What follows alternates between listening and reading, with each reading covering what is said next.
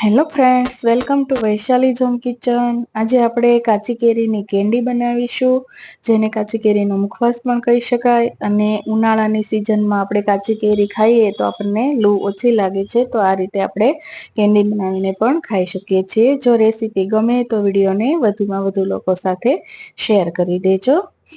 Candy બનાવવા માટે આપણે 2 તોતાપુરી કેરી લીધી છે. એનો વજન આશરે 600 ગ્રામ જેટલો છે. આપણે એને ધોઈ અને સરસ કોરી કરી લીધી છે. હવે એની છાલ કાઢી લઈશું અને એને આપણે મીડિયમ કટ એવા પીસીસમાં કટ કરી લેવાનું છે. આ રીતે હવે આપણે એને એક મિક્સર જારમાં એડ કરી દઈશું. હવે આપણે કેન્ડીને એકદમ ટેંગી ટેસ્ટ આપવા માટે ફુદીનાના પાન એડ કરી દઈશું. અડધો કપ જેટલા મેં ફુદીનાના પાન લીધા છે અને પેસ્ટ બનાવવા માટે આપણે પાણીનો યુઝ કરીશું. તો આપણે 1/4 કપ એટલે કે અડધાથી અડધો કપ પાણી લીધું છે અને એને આપણે એકદમ સ્મૂથ પેસ્ટ બનાવી લઈશું.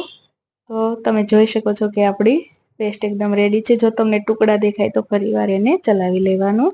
હવે આપણે એક પેનમાં બધી જ પેસ્ટને ટ્રાન્સફર કરી લઈએ. હવે આપણે 1 કપ ખડી સાકર આવે એ લીધી છે. તમે ગોળનો પણ યુઝ કરી શકો અને ખાંડનો પણ યુઝ કરી શકો છો. મેં અહીંયા ખડી સાકર લીધી છે. 1 ચમચી સંચળ પાવડર, 1 ચમચી શેકેલું જીરું, અડધી ચમચી મરી પાવડર અને સ્વાદ પ્રમાણે આપણે મીઠું એડ કરી દઈશું. બધી જ વસ્તુ આપણે મિક્સ કરી લેવાની છે અને પછી જ આપણે ગેસ ઉપર લઈ જઈશું.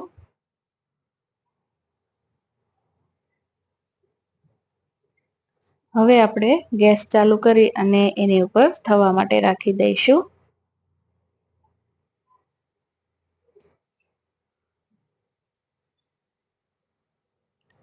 આપણે એને સતત ચલાવતા રહેવાનું છે, જેથી તે નીચે બેસી ન જાય.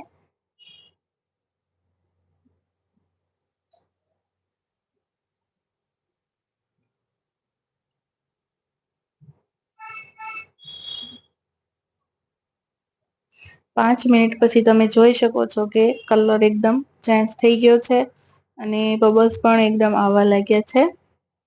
આ રીતે આપણે 15 થી 20 મિનિટ સુધી ચલાવતા રહેવાનું છે.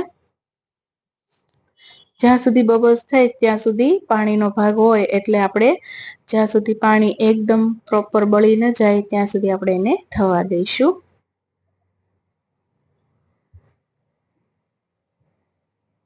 તમે જોઈ શકો છો કે આપણું મિશ્રણ કેટલું ઘાટું થઈ ગયું છે અને હવે આપણે એમાં કોર્નફ્લોરની સ્લરી એડ કરી દઈશું. તો 1 ચમચી કોર્નફ્લોર લીધો છે, એમાં 2 થી 3 ચમચી જેટલું પાણી એડ કરી અને સરસ રીતે મિક્સ કરી લેવાનું.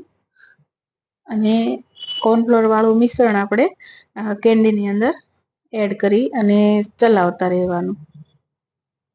આનાથી એકદમ કેન્ડીમાં સરસ બાઇન્ડિંગ આવશે. જો તમારે કોર્નફ્લોર ના યુઝ કરવો હોય તો તમે આ કેન્ડીને તડકામાં 2 થી 3 દિવસ સુધી સૂકવશો તો પણ એ સરસ બની જશે. તો તમારે કોર્નફ્લોર એડ નહીં કરવાનો. ઘાટું થાય ત્યાં સુધી થવા દેવાનું, પછી એને થાળીમાં પાથરી દેવાનું અને તડકામાં સૂકવી દેવાનું. તો પણ તમારી કેન્ડી એકદમ સરસ બને છે.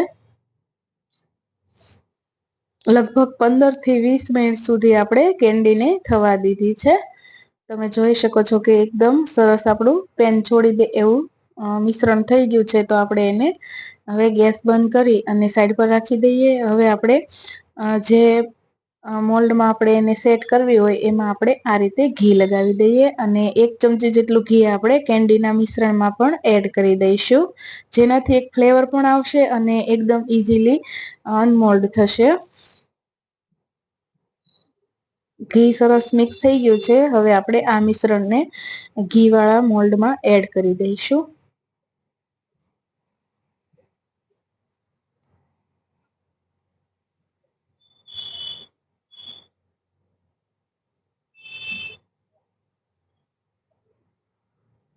સરસ રીતે આપણે ફેલાવી દઈશું અને એક સરખું કરી લઈશું. તમે જોઈ શકો છો કે આપણું મિશ્રણ એકદમ એક સરખું થઈ ગયું છે. એકદમ ઠંડુ થઈ જાય એટલે આપણે જોઈ લેવાનું કે આપણા હાથ ઉપર ચીપકતું નથી. તો આપણે હવે એને કટ કરી લઈએ.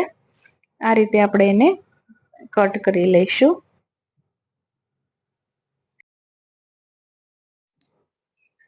તમને જે રીતના નાના મોટા પીસ બનાવવા હોય એ પ્રમાણે તમે એની કટ લગાવી શકો છો. તમે જોઈ શકો છો કે આપણી કેન્ડી એકદમ મસ્ત અનમોલ્ડ થાય છે અને હાથ પર ચીપકતી પણ નથી. હવે આપણે અહીંયા દળેલી સાકર લીધી છે, એમાં આ રીતે કેન્ડીને આપણે બધી બાજુથી સાકરમાં કોટ કરી લઈએ, જેથી તે એકબીજા સાથે ચોટે નહીં.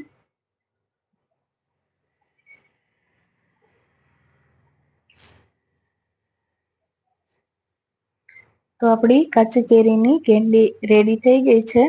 હું તમને એક પીસ તોડીને પણ બતાવું. અંદરથી પણ એકદમ સરસ છે. ટેસ્ટમાં પણ ખૂબ જ સરસ લાગે છે, ખાટી મીઠી. જો તમને મારી રેસીપી ગમી હોય તો કમેન્ટ કરવાનું ભૂલતા નહીં. મળીશું આપણે એક નવા જ વિડીયો સાથે. Thank you. Bye bye.